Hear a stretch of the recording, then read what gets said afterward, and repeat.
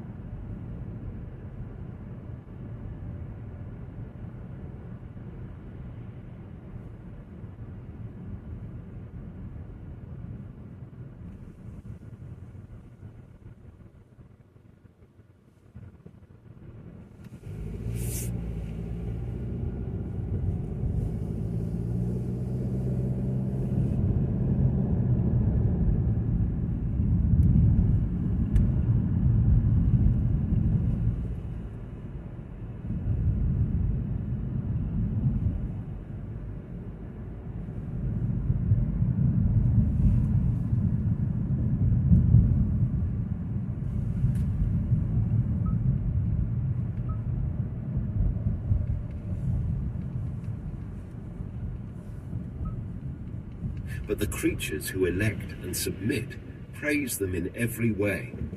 These creatures speak different languages, unintelligible to each other. But instead of trying to eliminate the cause of misunderstanding and discord, they separate themselves even further. In addition to language differences, they divide into different coalitions called states. And because of these coalitions, they kill thousands and thousands of creatures alike themselves and ravage one another.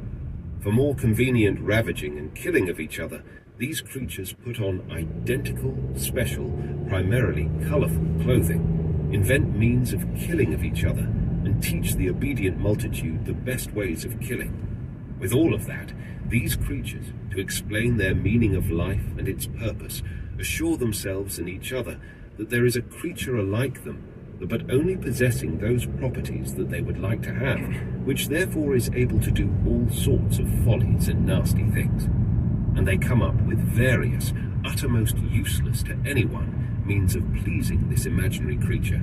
And in this pleasing they spend huge share the fruits of their labour, although these fruits are predominantly not enough to feed even themselves. To make sure that this fib has not ceased to deceive children, parents diligently teach their children all the lies about this being, called God, and about how he created the world, how he became a human, how then he gave people his body and then flew onto sky, about what they know that it's untrue, and so on. And not only they require from their children to repeat all of that, but they require the same from other people, and killed and continue to kill hundreds of thousands alike for disagreeing with that. But it's not enough that they all do all these mean and stupid things and suffer from them, and know that they suffer precisely from these nasty things and follies, but they not only continue doing them, but they also elect from themselves people who are assigned to come up with such rationale, according to which all the nonsense and dirty tricks are necessary to do, can't not to be done. All these arguments, the most convoluted and confusing to everyone, the least to those who invent them, they call science. And all these justifications for nastiness and stupidity and various good-for-nothing philosophizing are regarded as the most important work, and these theorizing are taught to all children, and all parents and youths themselves consider for the great honor to learn this science. These creatures get divorced in such a dirty, ugly way that they themselves are ashamed of this incident, and not only do not commit it in front of others, secretly. Moreover, they commit acts, consequences which, the birth of new such creatures, are not only painful for those creatures from womb of whose new, helpless in their early lives, creatures come out, but also these new creatures make lives of those who produce them highly difficult and become burden to them. In addition, the incessant reproduction of these creatures threatens them with disasters of hunger for all, because their multiplying is happening faster than the production of food for all. These creatures know it and speak about it, and despite of this, are not only acting contrary to their benefits, health, general considerations, but whenever possible, they not only acclaim but sanctify this disgusting act. Some praise it in disjointed, confusing words, called poetry. Others not only praise, but bless this detestable act in the name of that fictional creature they call God. I will not speak about those millions of nonsenses and nasty things committed by these beings, how they poison themselves with toxins, considering it pleasure, how they gather in the most contaminated by themselves places in large numbers, whereas huge spaces of unoccupied land are available, build the buildings of 30 floors in single area, or as not caring about how to better move around for all of them, take care only about how only some of them could ride, fly as soon as possible, or how they put words together in a way so that their endings would be the same, and after putting them together, how they admire this set of words, calling it poetry, or how they collect other words without endings, also stupid and weird words, call them laws, and because of these words they, in every way, torment, lock in prisons, and kill each other, guided by these laws. Can't even recount everything. The most remarkable of all is that these creatures not only don't wise up, use their reasoning not to understand what is stupid and bad, but on the contrary, to justify all their own stupidity and nastiness. And not only they do not want to see that these nonsense and nasty things are tormenting them, they don't let anyone among themselves indicate that don't need to do what they do, and that it's possible and must do something entirely different and not to suffer as much. As soon as a creature appears among them who uses his mind, immediately all the rest come in anger, indignation, horror, and in any way possible scold, beat such a creature, or hang him up on the gallows or on the cross, or burn, or shoot. And, what is stranger than all, is that when they hang, kill this reasonable, among the mad creature, and it no longer bothers them, they begin to slowly forget what this reasonable creature was talking about, and they start to make up something as if it said, which it never said. And when everything was told by this reasonable being becomes thoroughly forgotten and distorted, that same creatures who earlier hated and tortured this, one of all, reasonable creature, begin to glorify the crucified and killed, sometimes even thinking of doing this creature a great honor, recognize him as being equal to that imaginary evil and grotesque God whom they revere. These creatures are astonishing. These creatures are called people.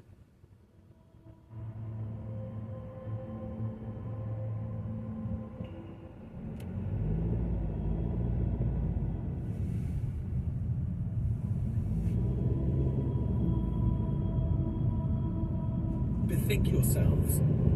This is your hour and the power of darkness. The Gospel of Luke. 1. Again war. Again sufferings necessary to nobody, utterly uncalled for. Again fraud. Again the universal stupefaction and brutalization of men. Men who are separated from each other by thousands of miles, hundreds of thousands of such men. On the one hand, Buddhists, whose law forbids the killing not only of men, but of animals.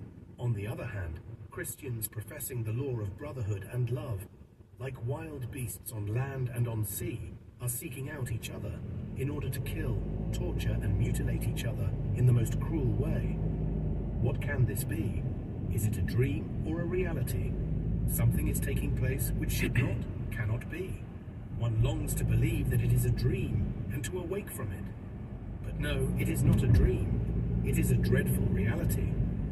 one could yet understand how a poor, uneducated, defrauded Japanese, torn from his field and taught that Buddhism consists not in compassion to all that lives, but in sacrifices to idols, and how a similar poor, illiterate fellow from the neighborhood of Tula or Nizhny Novgorod, who has been taught that Christianity consists in worshipping Christ, the Madonna, saints, and their icons, one could understand how these unfortunate men, brought by the violence and deceit of centuries to recognize the greatest crime in the world, the murder of one's brethren, as a virtuous act, can commit these dreadful deeds, without regarding themselves as being guilty in so doing. But how can so-called enlightened men preach war, support it, participate in it, and, worst of all, without suffering the dangers of war themselves, incite others to it, sending their unfortunate defrauded brothers to fight? These so-called enlightened men cannot possibly ignore, I do not say the Christian law, if they recognize themselves to be Christians, but all that has been written, is being written, has and is being said about the cruelty, futility, and senselessness of war. They are regarded as enlightened men precisely because they know all this. The majority of them have themselves written and spoken about this, not to mention the Hague Conference, which called forth universal praise, or all the books, pamphlets, newspaper articles, and speeches demonstrating the possibility of the solution of international misunderstandings by international arbitration. No enlightened man can help knowing that the universal competition in the armaments of states must inevitably lead them to endless wars, or to a general bankruptcy, or to both the one and the other. They cannot but know that besides the senseless, purposeless expenditure of millions of rubles, that is, of human labor, on the preparations for war, during the wars themselves, millions of the most energetic and vigorous men perish in that period of their life, which is best for productive labor. During the past century, wars have destroyed 14 million men. Enlightened men cannot but know that occasions for war are always such as are not worth not only one human life, but not 1/100th part of all that which is spent upon wars. In fighting for the emancipation of the Negroes, much more was spent than it would have cost to redeem them from slavery. Everyone knows and cannot help knowing that above all, wars, calling forth the lowest animal passions, deprave and brutalize men. Everyone knows the weakness of the arguments in favor of war, such as were brought forward by de Maistre, Moltke, and others, for they are all founded on the sophism that in every human calamity it is possible to find an advantageous element, or else upon the utterly arbitrary assertion that wars have always existed and therefore always must exist, as if the bad actions of men could be justified by the advantages or the usefulness which they realize, or by the consideration that they have been committed during a long period of time. All so-called enlightened men know all this. Then suddenly war begins, and all this is instantly forgotten, and the same men who but yesterday were proving the cruelty, futility, the senselessness of wars, now think, speak, and write only about killing as many men as possible, about ruining and destroying the greatest possible amount of the productions of human labor, and about inciting as much as possible the passion of hatred in those peaceful, harmless, industrious men who by their labor feed, clothe, maintain these same pseudo-enlightened men, who compel them to commit those dreadful deeds contrary to their conscience, welfare, or faith. 2. Something is taking place incomprehensible and impossible in its cruelty, falsehood, and stupidity. The Russian Tsar, the same man who exhorted all the nations in the cause of peace, publicly announces that notwithstanding all his efforts to maintain the peace so dear to his heart, efforts which express themselves in the seizing of other people's lands and in the strengthening of armies for the defense of these stolen lands, he, owing to the attack of the Japanese, commands that the same shall be done to the Japanese as they had commenced doing to the Russians, i.e. that they should be slaughtered, and in announcing this call to murder, he mentions God, asking the divine blessing on the most dreadful crime in the world. The Japanese emperor has proclaimed the same thing in relation to the Russians.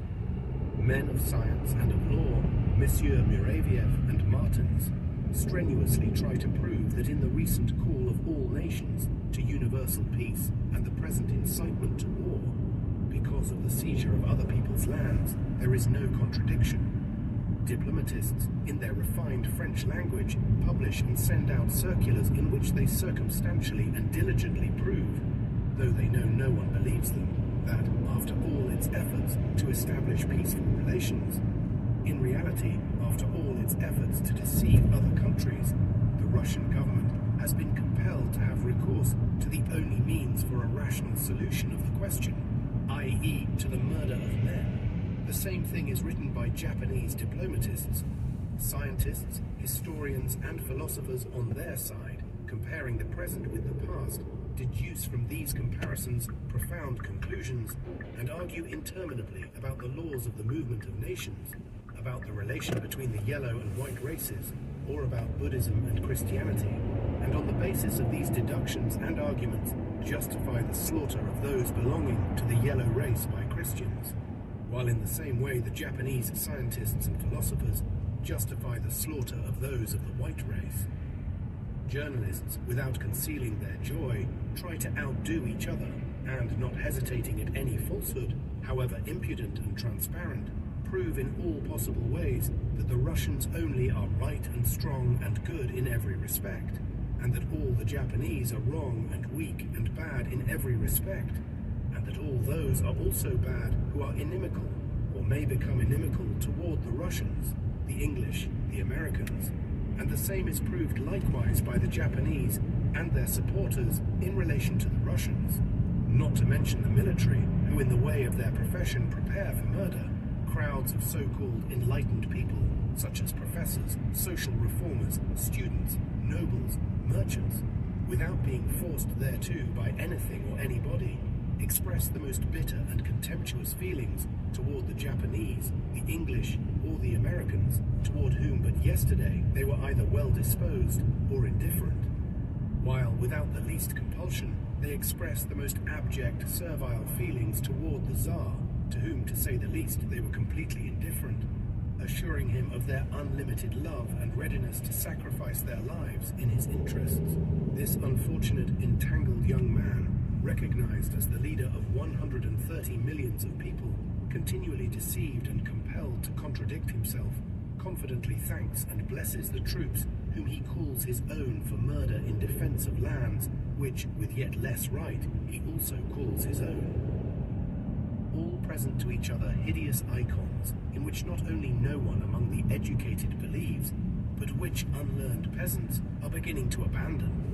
All bow down to the ground before these icons, kiss them, and pronounce pompous and deceitful speeches in which no one really believes. Wealthy people contribute insignificant portions of their immorally acquired riches for this cause of murder, or the organization of help in connection with the work of murder, while the poor, from whom the government annually collects 2 milliards, deem it necessary to do likewise, giving their mites also. The government incites and encourages crowds of idlers who walk about the streets with the Tsar's portrait, singing, shouting, "Hurrah!" and who, under pretext of patriotism, are licensed in all kinds of excess.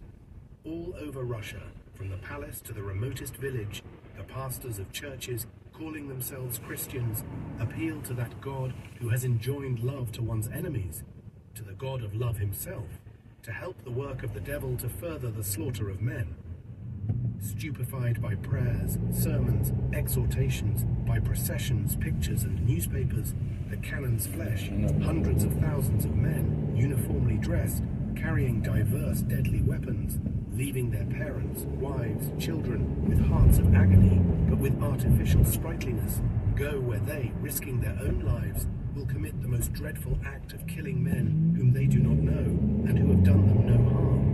And they are followed by doctors and nurses, who somehow imagine that at home they cannot serve simple, peaceful, suffering people, but can only serve those who are engaged in slaughtering each other.